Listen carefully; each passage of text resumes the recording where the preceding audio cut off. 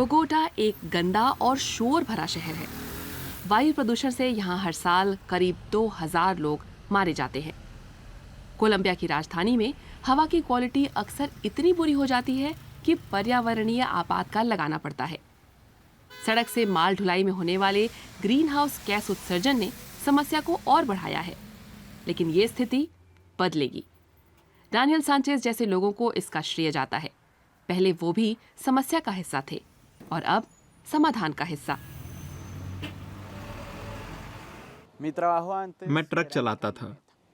हमेशा हम 2 लोग होते थे। ट्रैफिक जाम से निकलने और पार्किंग की तलाश करते करते हर चीज में लंबा समय लग जाता था। बहुत थकाऊ काम था।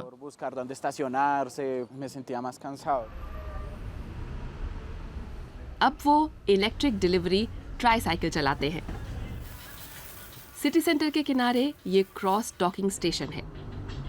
बड़े ट्रकों से यहाँ माल लाया जाता है और शहर भर में डिलीवरी के लिए छोटे इको फ्रेंडली वाहनों में भरा जाता है। ये प्रोजेक्ट नगरपालिका ने शुरू किया था।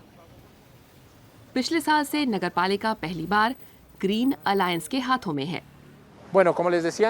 यहाँ करीब 79% सूक्ष्म कण उत्सर्जन के लिए परिवहन जिम्मेदार है और इसमें 39% उत्सर्जन सड़क से माल ढुलाई से होता है। इन नए वाहनों के इस्तेमाल से हम रोजाना 16 मीट्रिक टन उत्सर्जन को कम कर सकते हैं। मेरे ख्याल से इसका बड़ा असर होगा। विश्व बैंक ने इस प्रोजेक्ट के लिए $3 लाख दिए हैं। अभी ये शुरुआती दिन है। मौजूदा पायलट चरण के दौरान छोटे इलेक्ट्रिक डिलीवरी वाहन के बेड़े में सिर्फ 15 गाड़ियां हैं। मेडेलिन शहर की एक स्टार्टअप कंपनी उन्हें चलाती है, लेकिन मेडेलिन के लिए विकसित इस मॉडल को बोगोटा की परिस्थितियों में ढलने की जरूरत है। मेडेलिन की व्यवस्था से ये काफी अलग है। बोगोटा में खुदरा व्यापारी सिर्फ एक जिले में सीमित नहीं हैं। दूरियां अपेक्षाकृत लंबी हैं, लिहाजा इलेक्ट्रिक साजो सामान पर भार भी ज्यादा पड़ता है। हमें मोटर और बैटरी में सुधार के लिए काम करना होगा ताकि हम कंपनियों को और प्रोजेक्ट को एक कारगर समाधान मुहैया करा सकें। दलोला कार्गो ट्राईसाइकिल पर 1 घन मीटर माल लादा जा सकता है। एक सामान्य ढुलाई ट्रक पर आने वाले सामान का ये 8वां हिस्सा है। आज डानियल सांचेज छोटी दुकानों और फार्मा कंपनियों में माल पहुंचाने जा रहे हैं। वो कमीशन पर काम करते हैं, इसीलिए उनके लिए समय की काफी कीमत है। एक ग्राहक से दूसरे ग्राहक तक दौड़ते रहते हैं। ट्रैफिक जैम से अपनी इलेक्ट्रिक बाइक को मजे से निकाल ले जाते हैं। ट्रक से निजात मिली तो वो बहुत खुश हैं। ट्रैफिक में ये सबसे बढ़िया चीज है। मैं साइकिल वाली लेन्स और पगडंडियों पर भी जा सकता हूँ। शॉर्टकट ले सकता हूँ। किसी भी जगह तेजी से पहुँच सकता हूँ। पहले से बेहतर।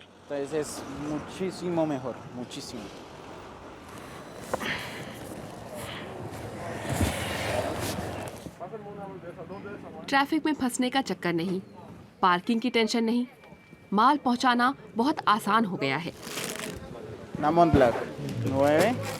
कई कंपनियों ने प्रोजेक्ट के लिए हामी भर दी है।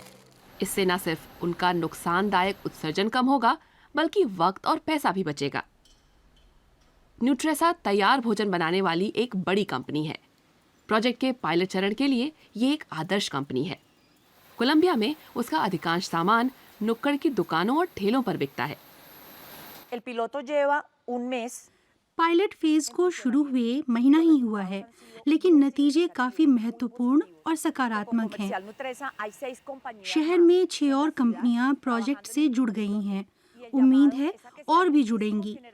परिवहन के टिकाऊ तरीकों के इस्तेमाल के कई फायदे हैं, लोगों की जिंदगी की गुणवत्ता के लिए, पर्यावरण के लिए और शहरी व्यवस्थाओं के विकास के लिए भी। पायलट प्रोजेक्ट का समग्र मूल्यांकन अभी जल्दबाजी होगी, लेकिन डानियल सांचेज को उम्मीद है कि प्रोजेक्ट कामयाब होकर मिसाल बनेगा। उनके काम के दिन घट गए हैं और कमाई बढ़ गई है, और जब आसपास चलते लोग डानियल को देखते हैं तो उन्हें अच्छा लगता है। जब काम पर होता हूँ तो लोग पूछते हैं, क्या ये बाइक आपकी है? मैं कहता हूँ काश होती, लेकिन है नहीं। लोग इसे पसंद करते हैं, न धूल न धुआं, पर्यावरण की बचत। मुझे लगता है कि मैं बदलाव में मदद कर रहा हूँ।